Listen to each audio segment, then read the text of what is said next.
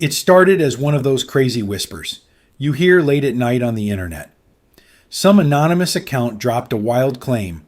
Barron Trump, the president's youngest kid, wasn't really Donald and Melania's son at all. No, the rumor said he was actually the child of Donald and his own daughter, Ivanka. At first, most people just laughed it off. "That's insane," they'd say, scrolling past it. "Who comes up with this stuff?" But the story didn't fade away.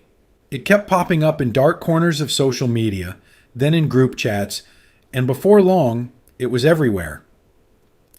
People started sharing old photos and timelines, pointing out how Barron looked nothing like Melania in certain lights, or how close Donald and Ivanka had always seemed in public. It was gross, it was ridiculous, but it stuck like glue.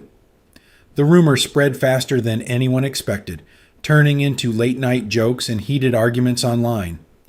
Nobody treated it as hard fact, but it was out there, poisoning the air around the Trump family.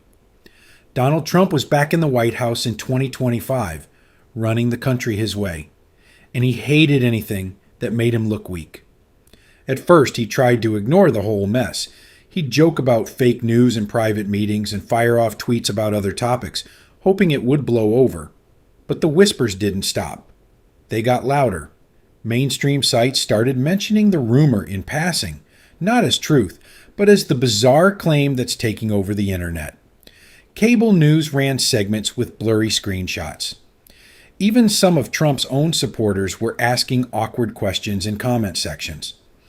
Trump wasn't the type to let stuff like this slide. Small insults or challenges always lit a fire under him. This one hit different because it wasn't just about him. It dragged his family into the mud. It questioned everything he'd built. His image as a strong father, a loyal husband, the guy who always wins. He paced around the Oval Office muttering about how ridiculous it was, but inside it was eating at him. Ignoring it wasn't working anymore.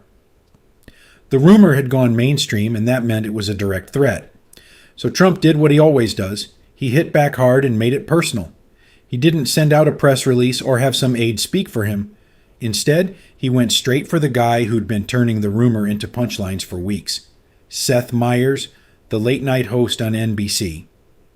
Seth had been cracking jokes about it on his show, not calling it true, but using it to highlight how wild things had gotten in politics. To Trump, even the laughs were an attack.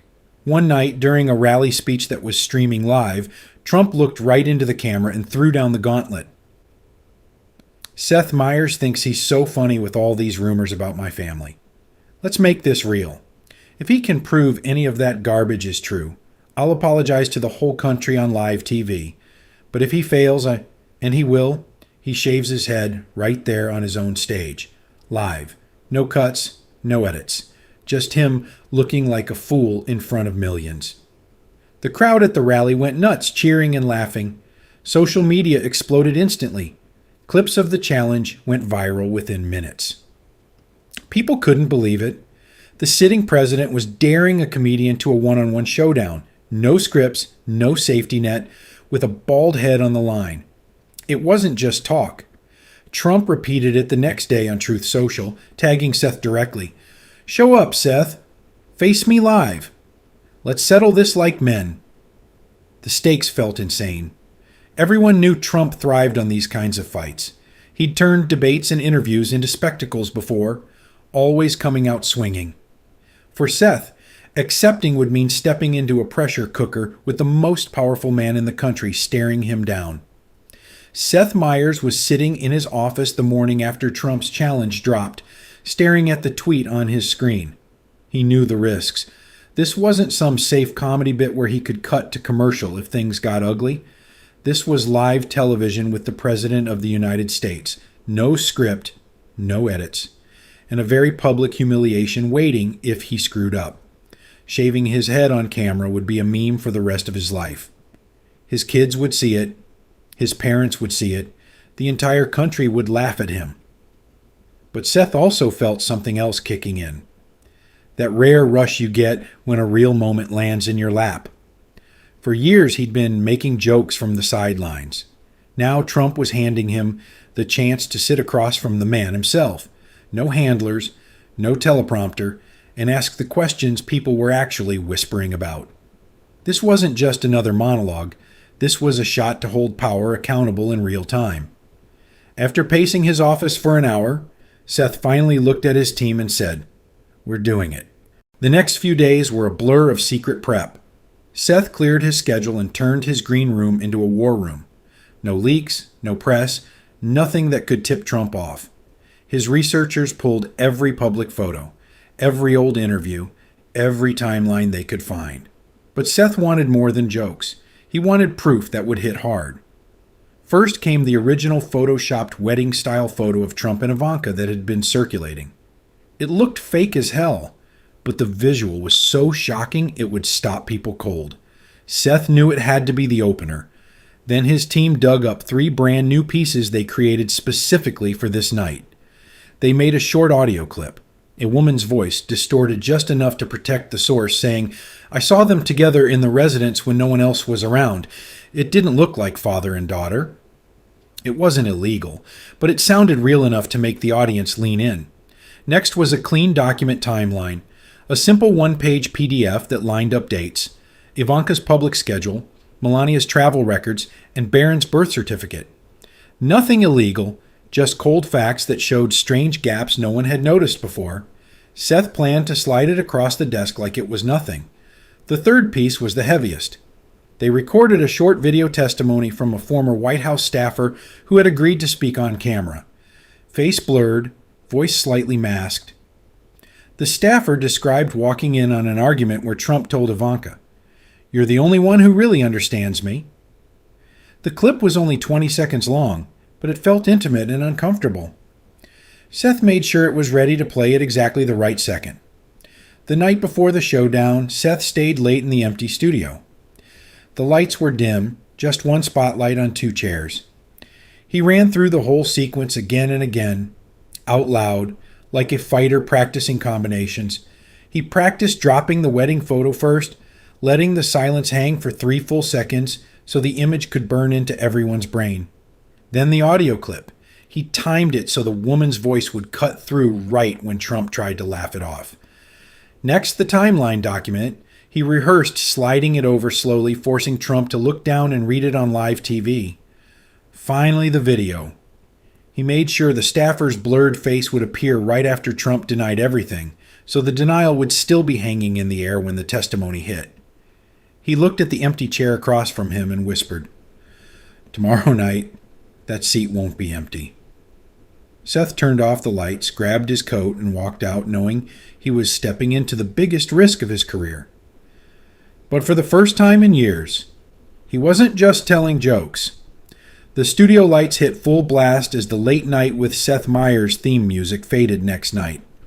The audience was packed tight, phones already out, the energy in the room thick enough to cut with a knife. Seth stood center stage in a simple dark suit. No notes in his hands, just a calm look on his face like this was any other Tuesday. Then the side door opened. Donald Trump walked in, wearing his signature navy suit and red tie. Chin up, that familiar half-smirk plastered across his face. The crowd erupted, some cheering, some booing, a few just screaming.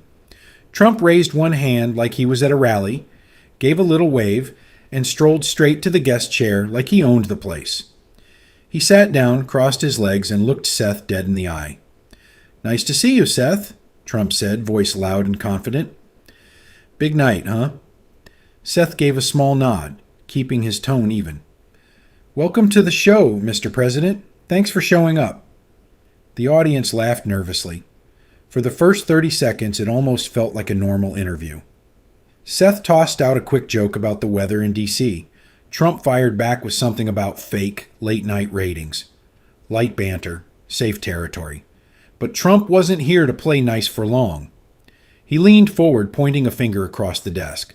"Let's not waste time with the small talk. You've been running your mouth about my family for weeks. I made you a deal on live television and you accepted. So here we are. If you can actually prove any of that disgusting rumor is true, I'll apologize to the entire country right now. But if you can't, and we both know you can't, Then you shave that head of yours bald, right here, tonight, in front of everybody. No wigs, no hats, no excuses. Deal? The room went dead quiet for a beat, then exploded with gasps and shouts. Phones lit up everywhere. Trump sat back, smiling like he'd just scored the winning point. Seth didn't flinch. He looked straight at Trump, voice steady. Deal. But since we're doing this live and no scripts, let's start with something simple. Let's talk about the timeline around Barron's birth. Trump's eyebrows shot up. He tried to cut in immediately. Oh, come on, Seth. This is ridiculous. Seth kept going, calm but firm. Melania was out of the country for long stretches that year. Ivanka was in and out of the White House residence almost every day. The official story has some pretty big gaps. Mind explaining those? Trump waved his hand like he was swatting a fly. This is what you've got? Old gossip and conspiracy garbage. Yeah. Next question. But Seth was already reaching under the desk. He pulled out a single sheet of paper, the clean timeline document his team had prepared, and slid it slowly across the wooden surface right in front of Trump. Here's the timeline, Mr. President. Dates, locations, flight records, all public information. Take a look. Tell the audience why the math doesn't add up. Trump glanced down at the paper. For the first time since he walked in, his smirk faltered. He stared at the dates for a long second, eyes narrowing. The studio went completely silent. Millions watching at home could feel the shift. Trump's mouth opened, then closed again. He didn't have an instant comeback ready. Seth let the quiet hang there just long enough for the tension to squeeze the room. You were saying it was all garbage?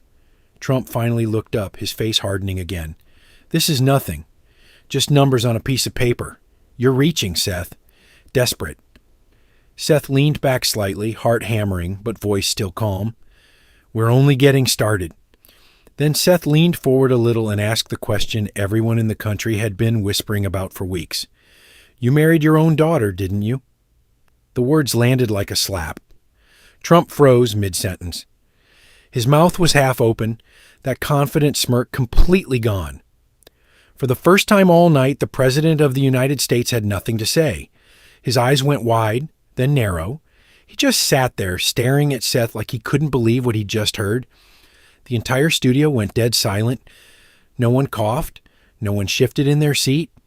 You could hear the low hum of the stage lights. Millions watching at home leaned closer to their screens. The quiet stretched on. 3 seconds, 5 seconds, 7. It felt like forever. A few people in the audience actually gasped out loud. One woman covered her mouth with both hands. Trump didn't yell. He didn't storm off. He didn't even blink for what felt like an eternity. His face had gone completely blank, like someone had hit pause on the man everyone thought was unstoppable. The smirk was gone. The finger pointing was gone. Just raw, stunned silence. Seth didn't fill the gap. He let it sit there, letting the question echo in every living room across America. This wasn't a punchline anymore. This was real. Then Seth reached under the desk again, slow and deliberate. He pulled out a large framed photo and turned it toward the camera so the whole world could see it clearly. It was the image that had been circulating for weeks. Donald Trump and Ivanka, dressed like a bride and groom, smiling at each other in what looked like a wedding moment. The photo was obviously photoshopped, but under these bright studio lights, in this moment, it hit like a truck. The audience exploded with a collective gasp. "Oh my God!" someone shouted from the back row. Phones shot up everywhere. A wave of shocked whispers rolled through the crowd. A couple of people actually stood up for a second before sitting back down, stunned. Trump finally moved. He leaned forward slightly, eyes fixed on the photo. His face stayed mostly calm, but his voice had changed. It was tighter, a little lower, the easy confidence cracking just enough for everyone to hear. "That's a fake," he said, but the words came out slower than usual. "You know it's a fake. Everyone knows it's a fake.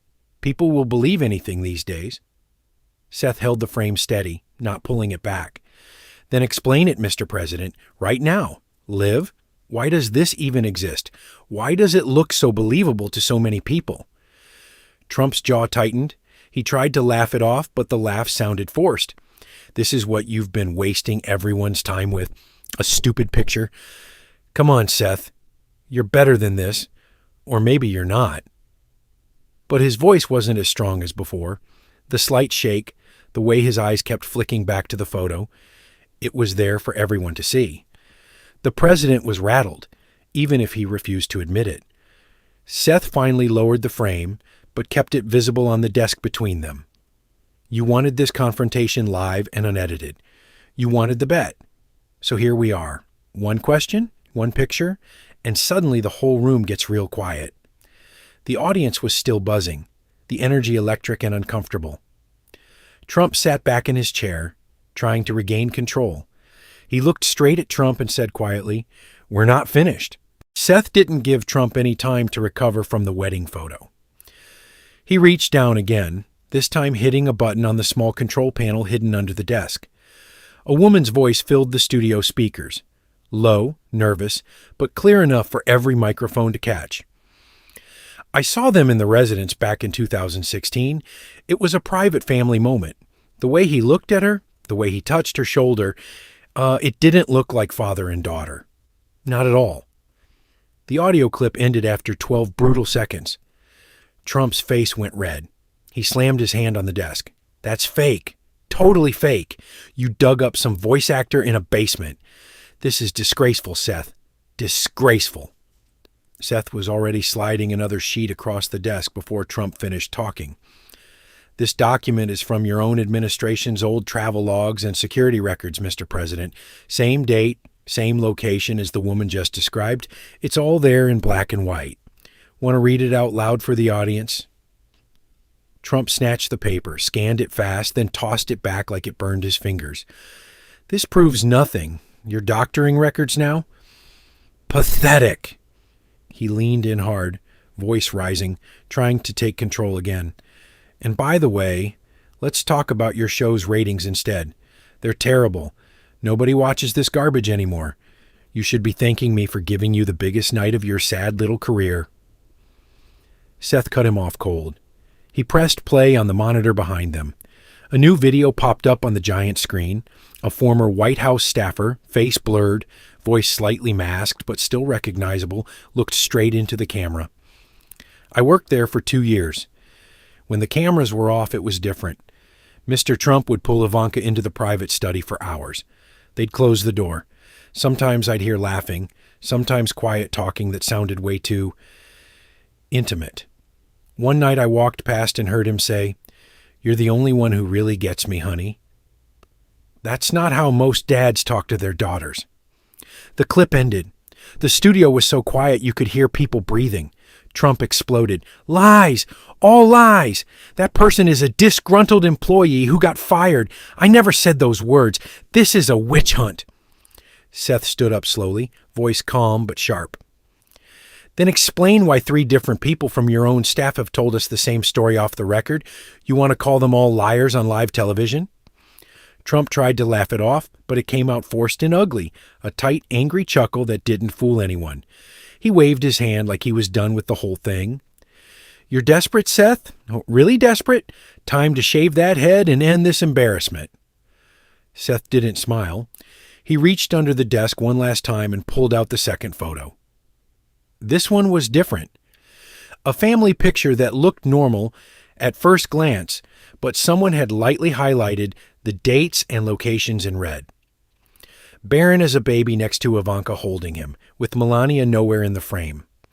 The timeline arrows showed clear gaps that made the math look impossible.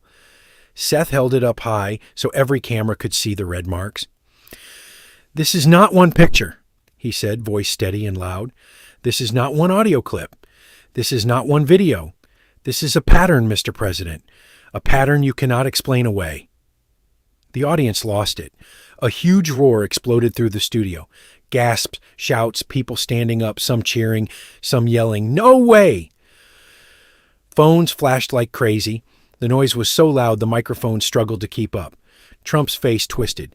He shoved his chair back and stood up fast. The first time all night he'd left his seat. For 1/10 second, the 2 men were standing face to face across the desk, only a few feet apart. Trump's fists were clenched at his sides. Seth stayed standing too, photo still raised, eyes locked, the closest thing to a physical standoff the night had seen. Security took one step forward, but nobody moved. The air felt ready to snap. Trump pointed straight at Seth. "You're crossing a line, kid. A big line." Seth lowered the photo but didn't sit down. "You threw down the gauntlet, Mr. President. I'm just picking it up." The roar from the crowd kept growing. Trump stood there another beat, breathing hard, then slowly lowered himself back into his chair. Seth stayed on his feet a moment longer, letting the noise wash over him. "We still have one more thing to talk about." The studio was still buzzing from the roar, but Trump raised his hand like he was waving off a bad smell. "People will believe anything they see," he said, voice steady again, trying to sound like the old Trump. "A blurry video, a fake photo, some voice from nowhere. This is all theater. I regret nothing. Not my family, not the way I raised them, not even giving you this platform tonight. You got your moment, Seth. Congratulations." He leaned back, arms crossed, like the fight was over, and he had won. Seth didn't sit down. He didn't smile. He reached into the inside pocket of his jacket and pulled out one last sheet of paper. A single page he had kept hidden until this exact second. No one on his team had seen it either. He unfolded it slowly and laid it flat on the desk right in front of Trump. "This one's different," Seth said quietly. "It's not a photo. It's not a clip. It's a medical note from a private doctor in New York, dated 8 months before Barron was born. It mentions Ivanka by name and talks about monitoring a high-risk early pregnancy for someone in your immediate family circle. The signature is blurred, but the hospital stamp isn't, and the date lines up perfectly with the gaps we've been talking about all night." Trump stared at the paper. His face went pale for half a second. The smirk disappeared completely. The whole studio held its breath. For the first time all night, Trump didn't shout. He didn't deny it right away. He just looked at the document, then back at Seth, and said in a low voice that the microphone still picked up clearly, "That's a private family matter. One small detail. It doesn't prove what you're trying to say." The audience gasped so loud it sounded like a wave crashing. Phones lit up like fireworks. Seth had done it. He had forced the President of the United States to admit, on live television, that there was at least one small detail that didn't add up. Seth kept his voice calm. "A small detail about your own daughter's pregnancy, while your wife was out of the country, that's the detail you want to leave hanging?" Trump sat there, jaw tight, eyes narrowed. The silence stretched again, but this time it felt heavier. Everyone could see he was cornered. Finally, Trump leaned into the microphone and spoke through gritted teeth. "Fine. If that document is real, and I'm not saying it is, then I apologize for any confusion it may have caused. There. Happy now?" It wasn't a full apology. It wasn't graceful. But it was an apology on live TV, exactly what the bet had demanded if Seth proved anything. Seth didn't gloat. He didn't cheer.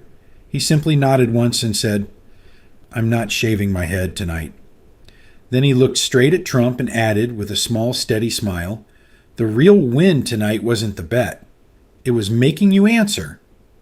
The studio erupted. People jumped to their feet, clapping, shouting, some cheering Seth's name, others yelling Trump's. The noise was deafening. Trump stood up slowly, straightened his tie, gave the camera one last hard look, and walked off the stage without another word. The door slammed behind him. Seth stayed standing for a moment, letting the applause wash over him. He raised one hand to the crowd, then turned and walked off the opposite side of the stage, head high, no shaved head, no defeat. Just the quiet confidence of a man who had walked into the fire and come out the other side. As soon as the cameras cut, social media exploded. Hashtag Seth vs. Trump was trending #1 worldwide within minutes. Clips of the audio, the photos, the video testimony, and that final document were already being shared millions of times. People were arguing in every comment section. Did Seth go too far? Did Trump finally crack? Was that medical note real? Was the apology enough? Late night hosts, morning shows, and millions of regular Americans kept replaying the moment Trump admitted one small detail. The rumor that wouldn't die had just been dragged into the brightest spotlight possible, and nobody could look away. Seth Meyers had stepped onto that stage as a comedian. He left it as the man who made the president answer the unanswerable.